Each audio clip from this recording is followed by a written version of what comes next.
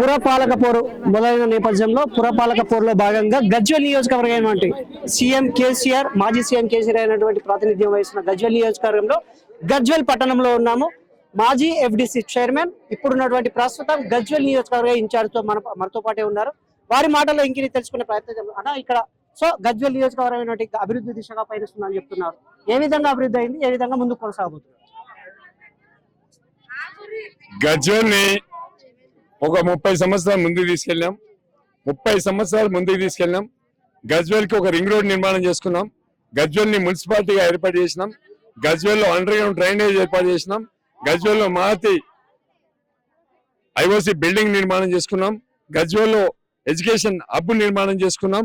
గజ్వేల్ నుండి తూప్రాన్ రోడ్ నుంచి జగదేపురం వరకు 6 లైన్ రోడ్లు ఏర్పాటు చేసుకున్నాం. డివైడర్ ఏర్పాటు చేసినాం. లైటింగ్ ఏర్పాటు చేసినాం. ప్రతి ఇంటికి నల్లా నీళ్ళు ఇచ్చినాం. గ్రామంలో పెద్ద ఎత్తున 100 కోట్ల రూపాయలతోని అండర్ గ్రౌండ్ డ్రైనేజ్ ఏర్పాటు చేసుకున్నాం. మరి ఇవన్నీ కూడా బీఆర్ఎస్ పార్టీ కేసీఆర్ గారు చేసిండ్రు. మరి తెలంగాణ రాష్ట్రంలో కాంగ్రెస్ పార్టీ అధికారంలోకి వచ్చి 2 సంవత్సరాలు అవుతుంది. 2 సంవత్సరాల ముందుకు వాళ్ళు ఏం చెప్పారంటే రైతు బంధు ఎకరానికి 15,000 ఇస్తామన్నారు. రైతు బంధు ఎగబెట్టిండ్రు. రైతు బీమా ఇవ్వట్లేదు. 24 గంటల కరెంటు ఇవ్వట్లేదు. ప్రతి అక్క చెల్లెకు 2,500 ప్రతి నెల ఇస్తామన్నారు.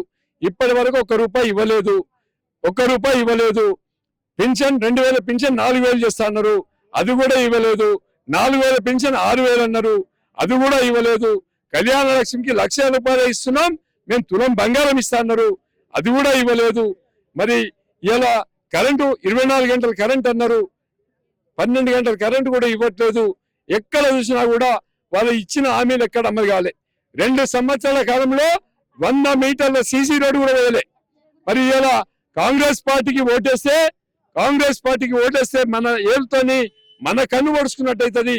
దయచేసి కాంగ్రెస్ కానీ బీజేపీ కానీ వాళ్ళు గజ్వేల్ చేసింది ఏం లేదు. మళ్ళీ గెలిచేది కేసీఆరే. మళ్ళీ ప్రభుత్వం వచ్చేది కేసీఆర్ ప్రభుత్వమే.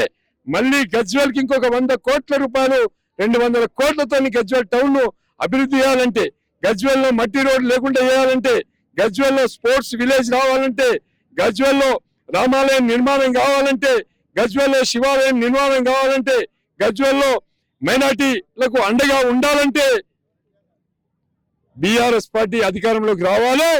మరి కారు గుర్తుకు ఓటేసి గెలిపిస్తేనే మరి కేసీఆర్ అధికారంలోకి వస్తేనే మళ్ళీ ఇవన్నీ జరుగుతాయి. ఈ ప్రభుత్వం అధికారంలోకి వచ్చాక 65,000 రూపాయలకు తులం ఉన్న బంగారం ఇలా 1,70,000 రూపాయలకు చేసినంటే అది కుట్ర జరుగుతూ ఉంది. అది కేంద్ర ప్రభుత్వం రాష్ట్ర ప్రభుత్వం యొక్క వైఫల్యాల వల్లనే ఇలా ధరలు మిన్నంటిపోతా ఉన్నాయి. కాబట్టి మళ్ళీ కేసీఆర్ గారు రావాలని మా అక్క చెల్లెలంతా కూడా ముక్త కంఠంతో జై తెలంగాణ జై కార్ అని చెప్పి స్పష్టంగా చెప్తుండ్రు. మా మీననే గెలిపిస్తామని పుల్ల మీన గారిని 30 సంవత్సరాలుగా పార్టీకి సేవ చేస్తున్నాడు.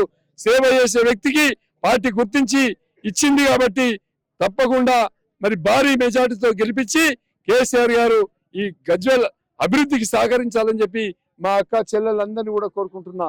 జై తెలంగాణ.